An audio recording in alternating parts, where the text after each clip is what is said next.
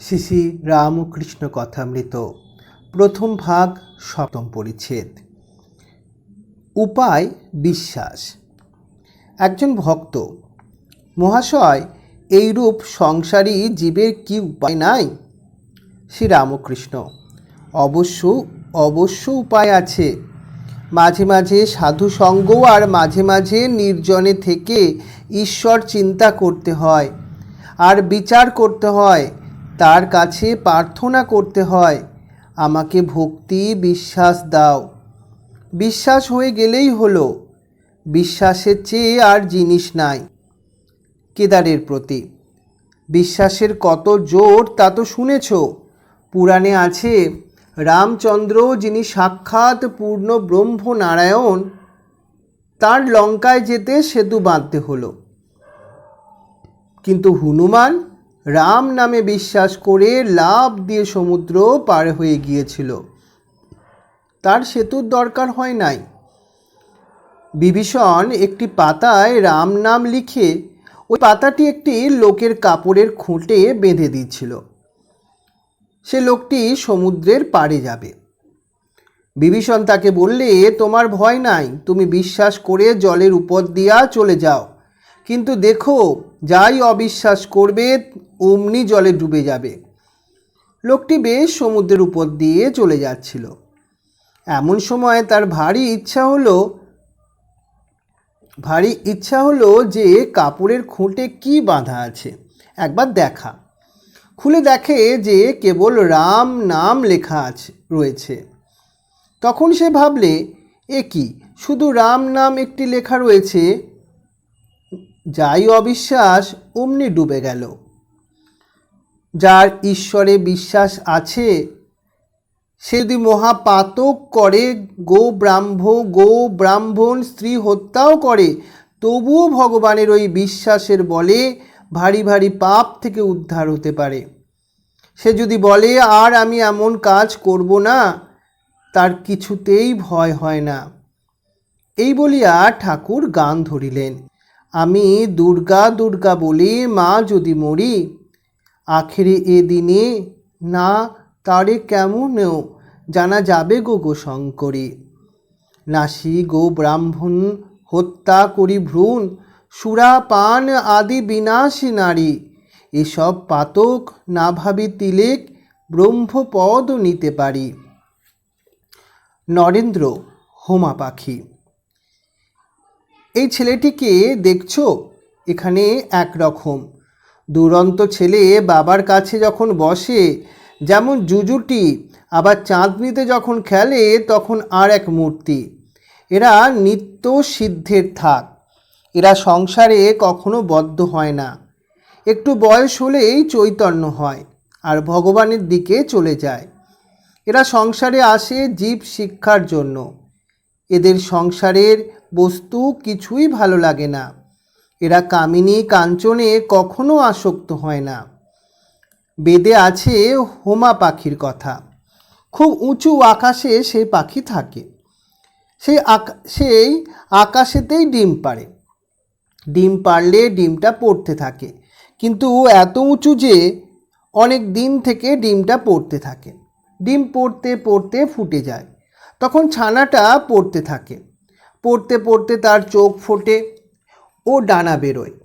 চোখ ফুটলেই দেখতে পায় যে সে পড়ে যাচ্ছে, মাটিতে লাগলে একবারে চুরমার হয়ে যাবে। তখন সে পাখি মায়ের দিকে একবারে চোঁচা দৌড় দেয় আর উঁচুতে উঠে যায়। নরেন্দ্র উঠিয়া গেলেন। সভা মধ্যে কেদার, প্রাণকৃষ্ণ মাস্টার ইত্যাদি অনেকে আছেন। শ্রীরামকৃষ্ণ: দেখো, নরেন্দ্র গাইতে বাজাতে পড়াশোনায় সবটাতেই ভালো। সেদিন কেদারের সঙ্গে তর্ক করছিল। কেদারের কথাগুলো কচ কচ করে কেটে দিতে লাগলো। ঠাকুর ও সকলের হাস্য। মাস্টারের প্রতি: ইংরাজিতে কি কোনো তর্কের বই আছে গা? মাস্টার: আজ্ঞে হ্যাঁ, ইংরাজিতে ন্যায়শাস্ত্র লজিক আছে। শ্রীরামকৃষ্ণ: আচ্ছা, কীরকম একটু বলো দেখি। মাস্টার এইবার মুশকিলে পড়লেন। বলিলেন, একরকম আছে সাধারণ সিদ্ধান্ত থেকে বিশেষ সিদ্ধান্তে পৌঁছানো। যেমন সব মানুষ মরে যাবে, পণ্ডিতেরাও মানুষ, অতএব পণ্ডিতেরাও মরে যাবে। আরও একরকম আছে বিশেষ দৃষ্টান্ত বা ঘটনা দেখে সাধারণ সিদ্ধান্তে পৌঁছানো। যেমন এ কাকটি কালো, ও কাকটিও কালো, আবার যত কাক দেখছি সবই কালো, অতএব সব কাকই কালো। কিন্তু এরকম সিদ্ধান্ত করলে ভুল হতে পারে, কেননা হয়তো খুঁজতে খুঁজতে আর এক দেশে সাদা কাক দেখা গেল। আর এক দৃষ্টান্ত, যেখানে বৃষ্টি সেইখানেই মেঘ ছিল বা আছে, অতএব এই সাধারণ সিদ্ধান্ত হলো যে মেঘ থেকে বৃষ্টি হয়। আরও এক দৃষ্টান্ত, এ মানুষটির 32টি দাঁত আছে, ও মানুষটির 32টি দাঁত, আবার যে কোনো মানুষ দেখছি তারই 32টি দাঁত আছে, অতএব সব মানুষেরই 32টি দাঁত আছে। এইরূপ সাধারণ সিদ্ধান্তের কথা ইংরাজি ন্যায়শাস্ত্রে আছে। শ্রীরামকৃষ্ণ কথাগুলি শুনিলেন মাত্র, শুনিতেই অন্যমনস্ক হইলেন। কাজে আর এ বিষয়ে বেশি প্রসঙ্গ হইল না। অষ্টম পরিচ্ছেদ। সমাধি মন্দিরে। সভা ভঙ্গ হইল। ভক্তরা এদিকে ওদিকে পায়চারি করিতেছেন। মাস্টারও পঞ্চবটী ইত্যাদি স্থানে বেড়াইতেছেন। বেলা আন্দাজ 5টা। কিয়ৎক্ষণ পরে তিনি শ্রীরামকৃষ্ণের ঘরের দিকে আসিয়া দেখিলেন, ঘরের উত্তর দিকের ছোট্ট বারান্দার মধ্যে অদ্ভুত ব্যাপার হইতেছে। শ্রীরামকৃষ্ণ স্থির হইয়া দাঁড়াইয়া রহিয়াছেন। নরেন্দ্র গান করিতেছেন। 2-4 জন ভক্ত দাঁড়াইয়া আছেন। মাস্টার আসিয়া গান শুনিতেছেন। গান শুনিয়া আকৃষ্ট হইয়া রইলেন।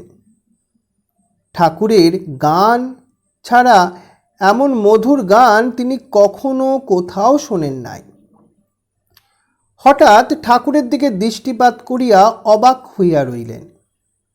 ঠাকুর দাঁড়াইয়া নিস্পন্দ, চক্ষের পাতা পড়িতেছে না, নিঃশ্বাস প্রশ্বাস বহিছে কিনা বইছে। জিজ্ঞাসা করাতে একজন ভক্ত বলিলেন, এর নাম সমাধি। মাস্টার এরূপ কখনো দেখেন নাই, শোনেনও নাই। অবাক হইয়া তিনি ভাবিতেছেন, ভগবানকে চিন্তা করিয়া মানুষ কি এত বাহ্য জ্ঞান শূন্য হয়? না জানি কত দূর বিশ্বাস ভক্তি থাকলে এইরূপ হয়।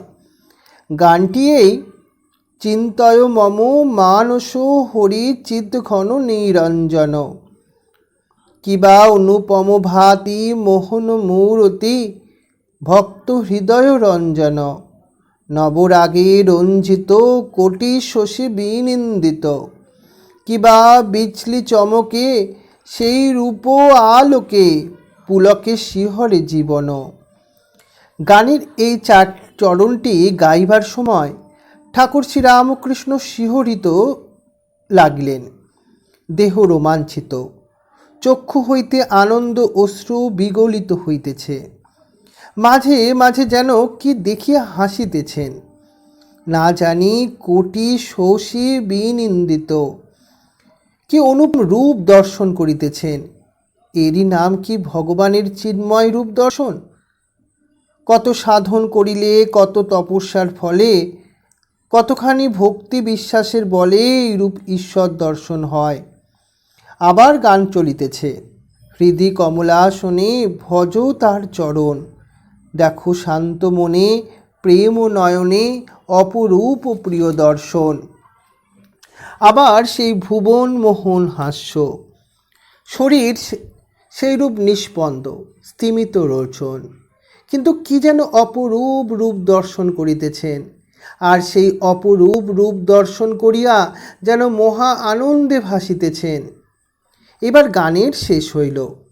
নরেন্দ্র গাইলেন, চিদানন্দ রসে ভক্তি যোগ আবেশে হওরে চিরমগন, চিদানন্দ রসে হায় রে প্রেমানন্দ রসে। সমাধির ও প্রেমানন্দের এই অদ্ভুত ছবি হৃদয়ের মধ্যে গ্রহণ করিয়া মাস্টার গৃহে প্রত্যাবর্তন করিতে লাগিলেন। মাঝে মাঝে হৃদয়ের মধ্যে সেই হৃদয় উন্মত্তকারী মধুর সঙ্গীতের ফুট উঠিতে লাগিল। প্রেমানন্দ রসে হওরে চিরমগন, হরি প্রেমে মত্ত হয়ে। নবম পরিচ্ছেদ। চতুর্থ দর্শন। নরেন্দ্র, ভবনাথ প্রভৃতির সঙ্গে আনন্দ। তাহার পরদিনই ছুটি ছিল। বেলা 3টের সময় মাস্টার আবার আসিয়া উপস্থিত।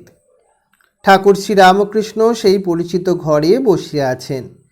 মেঝেতে মাদুর পাতা। সেখানে নরেন্দ্র, ভবনাথ আরও 2-1 বসিয়া আছেন। কয়টি ছোকরা 19-20 বৎসর বয়স। ঠাকুর সহাস্য বদন, ছোট তক্তপোষের উপর বসিয়া আছেন, আর ছোকরাদের সহিত আনন্দে কথাবার্তা কইতেছেন। মাস্টার ঘরে প্রবেশ করিতেছেন দেখিয়াই ঠাকুর উচ্চ হাস্য করিয়া ছোকরাদের বলিয়া উঠিলেন, ওই রে আবার এসেছে, বলিয়াই হাস্য। সকলে হাসিতে লাগিল। মাস্টার আসিয়া ভূমিষ্ঠ হইয়া প্রণাম করিয়া বসিলেন। আগে হাতজোড় করিয়া দাঁড়াইয়া প্রণাম করিতেন, ইংরাজি পড়া লোকেরা যেমন করে, কিন্তু আজ তিনি ভূমিষ্ঠ হইয়া প্রণাম করিতে শিখিয়াছেন। তিনি আসন গ্রহণ করিলে শ্রীরামকৃষ্ণ কেন হাসিতেছিলেন তাহাই নরেন্দ্রনাদি ভক্তদের বুঝাইয়া দিতেছেন। দেখো, একটা ময়ূরকে বেলা 4টের সময় আফিম খাইয়ে দিয়েছিল। তার পরদিন ঠিক 4টের সময় ময়ূরটা উপস্থিত। আফিমের মৌতাদ ধরেছিল, ঠিক সময় আফিম খেতে এসেছে। সকলের হাস্য। মাস্টার মনে মনে ভাবিতেছেন, ইনি ঠিক কথাই বলিতেছেন। বাড়িতে যাই, কিন্তু দিবা নিশি ইহার দিকেই মন পড়িয়া থাকে, কখন দেখিব কখন দেখিব।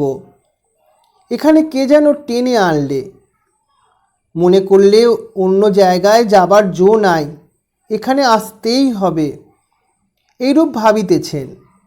ঠাকুর এদিকে ছোকরাগুলির সহিত অনেক ফষ্টি নষ্টি করিতে লাগিলেন, যেন তারা সমবয়স্ক। হাসির লহরী উঠিতে লাগিল, যেন আনন্দের হাট বসিয়াছে। মাস্টার অবাক হইয়া এই অদ্ভুত চরিত্র দেখিতেছিলেন। ভাবিতেছিলেন, ইহারই কি পূর্বদিনে সমাধি ও অদৃষ্টপূর্ব প্রেমানন্দ দেখিয়াছিলাম? সেই ব্যক্তি কি আজ প্রাকৃত লোকের ন্যায় ব্যবহার করিতেছেন? ইনি কি আমায় প্রথম দিন উপদেশ দেবার সময় তিরস্কার করিয়াছিলেন? ইনি কি আমায় তুমি জ্ঞানী বলেছিলেন? ইনি কি সাকার নিরাকার 2 সত্য বলিয়াছিলেন? ইনি কি আমায় বলেছিলেন যে ঈশ্বরই সত্য আর সংসারের সমস্তটাই অনিত্য? ইনি কি আমায় সংসারে দাসীর মতো থাকতে বলেছিলেন? ঠাকুর শ্রীরামকৃষ্ণ আনন্দ করিতেছেন ও মাস্টারকে একবার দেখিতেছেন। দেখিলেন তিনি অবাক হইয়া বসিয়া আছেন। তখন রামলালকে সম্বোধন করিয়া বলিলেন, দেখো, এর একটু উমের বেশি কিনা, তাই একটু গম্ভীর। এরা এত হাসি খুশি করছে, কিন্তু এ চুপ করে বসে আছে। মাস্টারের বয়স তখন 27 বছর হইবে। কথা কইতে কইতে পরম ভক্ত হনুমানের কথা উঠিল।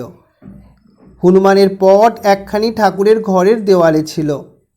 ঠাকুর বলিলেন, দেখো হনুমানের কি ভাব, ধন মান দেহসুখ কিছুই চায় না, কেবল ভগবানকে চায়।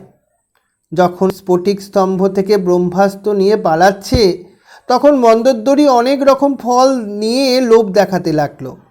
ভাবলে ফলের লোভে নেমে এসে অস্ত্রটা যদি ফেলে দেয়, কিন্তু হনুমান ভুলবার ছেলে নয়। সে বললে, আমার কি ফলের অভাব, পেয়েছি যে ফল জনম সফল। মোক্ষ ফলের বৃক্ষ রাম হৃদয়ে, শ্রীরাম কল্প তরু মূলে বসে রই। যখন যে ফল বাঞ্ছা সেই ফল প্রাপ্ত হই। ফলের কথা কই, ধনী গো ও ফল গ্রাহক নই, যাব তোদের প্রতিফল যে দিয়ে। সমাধি মন্দিরে ঠাকুর এই গান গাইতেছেন। আবার সেই সমাধি, আবার নিষ্পন্দ দেহ, স্তিমিত লোচন, দেহ স্থির। বসিয়া আছেন, ফটোগ্রাফে যেরূপ ছবি দেখা যায়। ভক্তরা এই মাত্র এত হাসি খুশি করিতেছিলেন, এখন সকলেই এক দৃষ্টি হইয়া ঠাকুরের সেই অদ্ভুত অবস্থা নিরীক্ষণ করিতেছেন। সমাধি অবস্থা মাস্টার এই দ্বিতীয়বার দর্শন করিলেন। অনেকক্ষণ পরে ওই অবস্থার পরিবর্তন হইতেছে, দেহ শিথিল হইল, মুখ সহাস্য হইল, ইন্দ্রিয়গণ আবার নিজের নিজের কার্য করিতেছে। চক্ষের কোণ দিয়া আনন্দ অশ্রু বিসর্জন করিতে করিতে ঠাকুর রাম রাম এই নাম উচ্চারণ করিতেছেন। মাস্টার ভাবিতে লাগলেন, এই মহাপুরুষে কি ছেলেদের সঙ্গে ফচকিমি করিতেছিলেন? তখন ঠিক যেন 5 বছরের বালক। ঠাকুর পূর্ববৎ প্রকৃতিস্থ হইয়া আবার প্রাকৃত লোকের ন্যায় ব্যবহার করিতেছেন। মাস্টারকেও নরেন্দ্রকে সম্বোধন করিয়া বললেন, তোমরা দুইজন ইংরাজিতে কথা কও ও বিচার করো, আমি শুনব। মাস্টার ও নরেন্দ্র উভয় এই কথা শুনিয়া হাসিতেছেন।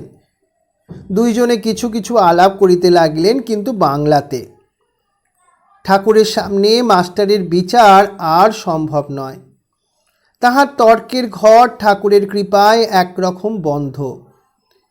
আর কিরূপেই তর্ক বিচার করিবেন? ঠাকুর আর একবার জিদ করলেন, কিন্তু ইংরাজিতে তর্ক করা হইল না। 10ম পরিচ্ছেদ। অন্তরঙ্গ সঙ্গে আমি কে। 5টা বাজিয়াছে। ভক্ত কয়টি যে যার বাড়িতে চলিয়া গেলেন, কেবল মাস্টার ও নরেন্দ্র রহিলেন। নরেন্দ্র গাড়ু লইয়া হাঁসপুকুরের ও ঝাউতলার দিকে মুখ ধুইতা গেলেন। মাস্টার ঠাকুর বাড়ির এদিক ওদিক পায়চারি করিতেছেন। কিয়ক্ষণ পরে কুঠির কাছ দিয়া হাঁসপুকুরের দিকে আসিতে লাগিলেন। দেখিলেন পুকুরের দক্ষিণ দিকের সিঁড়ির চাতালের উপর শ্রীরামকৃষ্ণ দাঁড়াইয়া, নরেন্দ্র গাড়ু হাতে করিয়া মুখ ধুইয়া দাঁড়াইয়া আছেন। ঠাকুর বলিতেছেন, দেখো আর একটু বেশি বেশি আসবি, সবে নতুন আসছিস কি না? প্রথম আলাপের পর নতুন সকলেই ঘন ঘন আসে, যেমন নতুন পতি। নরেন্দ্র মাস্টারের হাস্য, কেমন আসবি তো? নরেন্দ্র ব্রাহ্ম সমাজের ছেলে, হাসিতে হাসিতে বলিলেন, হ্যাঁ, চেষ্টা করব। সকলে কুঠির পথ দিয়া ঠাকুরের ঘরে আসিতেছেন। কুঠির কাছে মাস্টারকে ঠাকুর বললেন, দেখো, চাষারা হাটে গরু কিনতে যায়। তারা ভালো গরু মন্দ গরু বেশ চেনে, ল্যাজের নিচে হাত দিয়ে দেখে। কোনো গরু ল্যাজে হাত দিলে শুয়ে পড়ে, সেই গরু কেনে না। যে গরুর ল্যাজে হাত দিলে তিরিং বিরিং করে লাফিয়ে ওঠে, সেই গরুকেই পছন্দ করে। নরেন্দ্র সেই গরুর জাত, ভিতরে খুব তেজ। এই বলিয়া ঠাকুর হাসিতেছেন। আবার কেউ কেউ লোক আছে যেন চিরের ফলার, আঁট নাই জোর নাই, ভ্যাত ভ্যাত করছে। সন্ধ্যা হইল। ঠাকুর ঈশ্বর চিন্তা করিতেছেন। মাস্টারকে বলিলেন, তুমি নরেন্দ্রের সঙ্গে আলাপ করো গে, আমায় বলবে কীরকম ছেলে। আরতি হইয়া গেল। মাস্টার অনেকক্ষণ পরে চাঁদনির পশ্চিম ধারে নরেন্দ্রকে দেখিতে পাইলেন। পরস্পর আলাপ হইতে লাগিল। নরেন্দ্র বলিলেন, আমি সাধারণ ব্রাহ্ম সমাজের, কলেজে পড়িতেছি ইত্যাদি। রাত হইয়াছে, মাস্টার এইবার বিদায় গ্রহণ করিবেন, কিন্তু যাইতে আর পারিতেছেন না। তাই নরেন্দ্রের নিকট হইতে আসিয়া ঠাকুর শ্রীরামকৃষ্ণকে খুঁজিতে লাগিলেন। তাহার গান শুনিয়া হৃদয় মন মুগ্ধ হইয়াছে। বড় সাহায্যে আবার তার শ্রীমুখে গান শুনিতে পান। খুঁজিতে খুঁজিতে দেখিলে মা কালীর মন্দিরের সম্মুখে নাট মন্দিরের মধ্যে একাকী ঠাকুর পদচরণ করিতেছেন। মার মন্দিরের মার দুই পার্শ্বে আলো জ্বলিতেছিল। বৃহৎ নাট মন্দিরে একটি আলো জ্বলিতেছে, ক্ষীণ আলো। আলো ও অন্ধকার মিশ্রিত হইলে যেই রূপ হয়, সেই রূপ নাট মন্দির দেখাইতেছিল। মাস্টার ঠাকুরের গান শুনিয়া আত্মহারা হইয়াছেন, যেন মন্ত্রমুগ্ধ সর্প। এক্ষণে সংকুচিতভাবে ঠাকুরকে জিজ্ঞাসা করিলেন, আজ আর কি গান হবে? ঠাকুর চিন্তা করিয়া বলিলেন, না, আজ আর গান হবে না। এই বলিয়া কি যেন মনে পড়িল। অমনি বললেন, তবে এক কর্ম করো, আমি বলরামের বাড়ি কলিকাতায় যাব, তুমি যেও, সেখানে গান হবে। মাস্টার, যে আজ্ঞা। শ্রীরামকৃষ্ণ, তুমি জানো বলরাম বসু? মাস্টার, আজ্ঞে না। শ্রীরামকৃষ্ণ, বলরাম বসু, বোসপাড়ায় বাড়ি। মাস্টার, যে আজ্ঞা, আমি জিজ্ঞাসা করব। শ্রীরামকৃষ্ণ মাস্টারের সঙ্গে নাট মন্দিরে বেড়াইতে বেড়াইতে, আচ্ছা, তোমায় একটা কথা জিজ্ঞাসা করি, আমাকে তোমার কি বোধ হয়? মাস্টার চুপ করিয়া আছেন। ঠাকুর আবার বলিতেছেন, তোমার কি বোধ হয়? আমার কয় আনা জ্ঞান হয়েছে? মাস্টার, আনা এ কথা বুঝতে পারছি না, তবে এইরূপ জ্ঞান বা প্রেম ভক্তি বা বিশ্বাস বা বৈরাগ্য বা উদার ভাব কখনো কোথাও দেখি নাই। ঠাকুর শ্রীরামকৃষ্ণ হাসিতে লাগিলেন। এইরূপ কথাবার্তার পর মাস্টার প্রণাম করিয়া বিদায় গ্রহণ করিলেন। সদর ফটক পর্যন্ত আসিয়া আবার কি মনে পড়িল, অমনি ফিরলেন। আবার নাট মন্দিরে ঠাকুর শ্রীরামকৃষ্ণের কাছে আসিয়া উপস্থিত। ঠাকুর সেই ক্ষীণ আলোক মধ্যে একাকী পদচরণ করিতেছেন, একাকী নিঃসঙ্গ। পশুরাজ যেন অরণ্য মধ্যে আপন মনে একাকী বিচরণ করিতেছেন। আত্মারাম। সিংহ একলা থাকতে একলা বেড়াতে ভালোবাসে, অনপেক্ষ। অবাক হইয়া মাস্টার আবার সেই মহাপুরুষ দর্শন করিতেছেন। শ্রীরামকৃষ্ণ মাস্টারের প্রতি, আবার যে ফিরে এলে?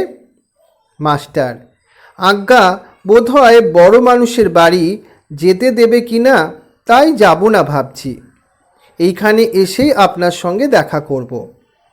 রামকৃষ্ণ, না গো, তা কেন? তুমি আমার নাম করবে, বলবে তার কাছে যাব, তাহলেই কেউ আমার কাছে নিয়ে আসবে। মাস্টার, যে আজ্ঞা বলিয়া আবার প্রণাম করিয়া বিদায় লইলেন। এই ছিল আজকে শ্রীরামকৃষ্ণের অমৃতময় কথা।